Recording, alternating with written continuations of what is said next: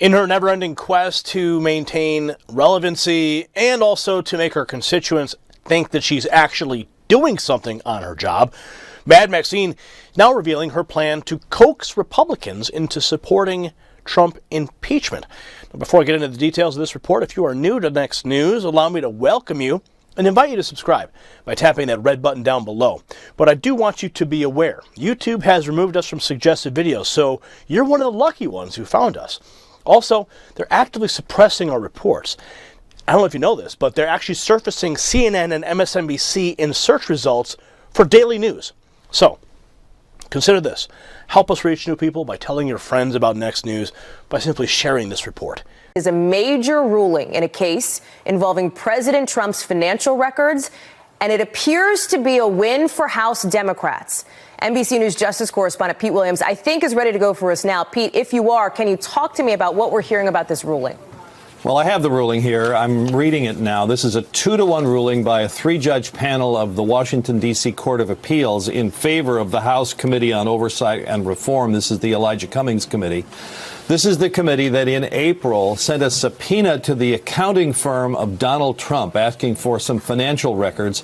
And this followed Michael Cohen's testimony that said the president would inflate his net worth when he was trying to get favorable consideration for building projects and would underestimate it when he was trying to make insurance claims or other financial transactions, and that he wasn't fully reporting all the payments that he made involving the hush money payments.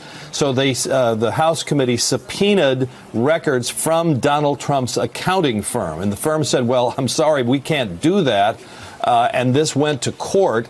The House committee won in the trial court, and then the Trump's lawyers appealed it to the D.C. Court of Appeals, which today ruled again in the committee's favors. Now, the argument against releasing these records by President Trump's lawyers was that the only time that Congress has the right of access to these documents is for legislative purposes, and this sort of a hunt that the committee was on, Trump's lawyers said, didn't satisfy that criteria. But today, in this 2-to-1 ruling, the court says, yes, it does.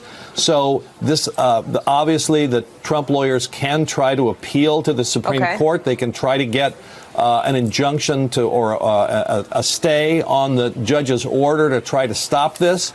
But for now, it's another victory for the House Democrats in this continuing series of lawsuits that are now working their way through the courts, both on access to testimony from Trump administration officials and access to financial documents related to the president. Pete, forgive me if this is an obvious question, but is the Supreme Court, you mentioned it there, is that where this would go next? Is that the next step if the president's attorneys choose to escalate this? They have a choice here. If they choose to appeal, and I can't imagine that they wouldn't, they can either go to the full Washington, D.C. Court of Appeals. The way it works in federal court is when you appeal, it always goes to a 3-judge panel, not the entire appeals court. But that is one option, is to go to the full panel, and then the other option is to go to the Supreme Court, and lawyers often decide, where are their best options, where are they more likely to prevail. The Trump administration has had some success in getting stays on lower court orders from the Supreme Court. The Supreme Court doesn't usually like to do that, but they've had some success, and I would predict that's probably what they'll try. NBC's Pete Williams. Pete, thank you very much for bringing us that breaking news. I appreciate it. As soon as we hit a commercial break, I will text the president's attorneys and see how they plan to respond. I know our team's working on that. I appreciate it. Thank you for checking out our YouTube channel. Why don't you subscribe? It's really easy. Just click on that button down there. And for more news from MSNBC, click on any of these videos here for the latest interviews and highlights. You can get more videos from MSNBC with our newsletters. Head over to msnbc.com/newsletters to sign up. 2 of Rudy Giuliani's associates who were helping him dig up dirt in Ukraine for President Trump have been arrested.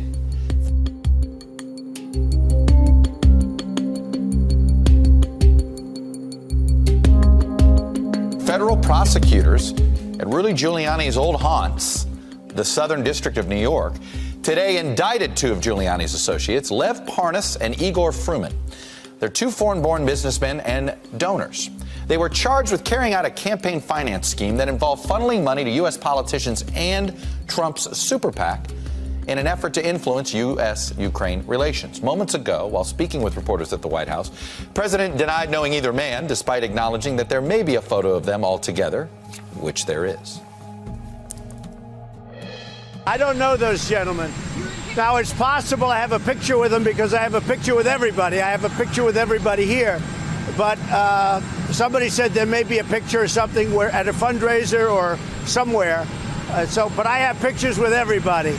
I don't know if there's anybody I don't have pictures. I don't know them. I don't know about them. I don't know what they do. But I don't know. Maybe they were clients of Rudy. You'd have to ask Rudy. I just don't know. And in a sequence of events, it comes right out of a movie script, it seems. Pranas and Fruman were arrested hours after having lunch with Giuliani at Dulles Airport near Washington after purchasing one-way tickets out of the country. The night before, Pranas was asked to testify before Congress. Fruman has also been asked to testify tomorrow. Both men have now been subpoenaed for documents. I mean, Rudy Giuliani admits that he has been working on this scheme with Dmitry Firtash, this guy who is under house arrest, fighting extradition to the United States, labeled an upper echelon associate of Russian organized crime, wanted on multi-billion-dollar bribery charges.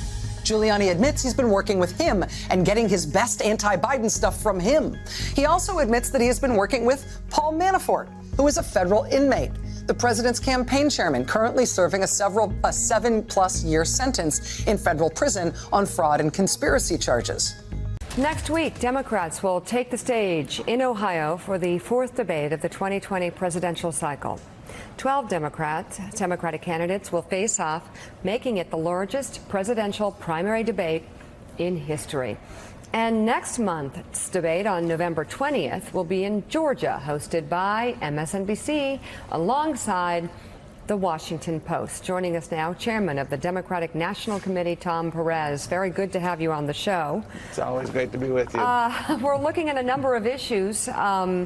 And in terms of the debate stage, it's getting a little smaller, but it's still a lot of candidates, and it's really tough to sort through all the answers. Well, we have a deep field, and I think that's a good challenge to have, Mika. And we will have a debate next week. The criteria for next month it has gone up, and we'll see who qualifies in November. We're looking forward to our partnership with you again next month as well in Georgia. I think it's going to be a great night. And you know, the reality is right now is, I mean, the Democratic Party is walking and chewing gum. I'm confident next week we're going to talk about both this abuse of power by the president, and we're also going to be talking about how we're going to make sure we continue our work of ensuring access to health care, lowering the cost of prescription drugs, making sure that everybody has access to opportunity. I mean, I watched some of that rally last night, and it's all about himself. We need a president who's focused on helping the American people. This abuse of power scandal is really illustrating to me, and I think increasingly to the American people, that this is a president whose North Star, he looks in the mirror every day because it's himself. And that's not what we need. Let me follow up on that, though, because the abuse of power, of course, points directly at attacking Joe Biden. Nancy Pelosi said a day before seeing the transcript of the call with the Ukrainian president, we've got to impeach him. We've got to impeach him. So they know they can't win the 2020 election. So they're pursuing the insane impeachment witch hunt. The do-nothing Democrat extremists have gone so far left that they believe it should not be a crime to cross our border illegally, and it should be a crime to have a totally appropriate, casual, beautiful, accurate phone call with a foreign leader. I don't think so. Well, that was President Trump last night going on the attack in Minnesota, holding his first campaign rally since House Democrats opened a formal impeachment inquiry. Let's bring in Newt Gingrich, former Speaker of the House and a Fox News contributor. Mr. Speaker, good morning to you. Thank you for being here. I know you saw the president last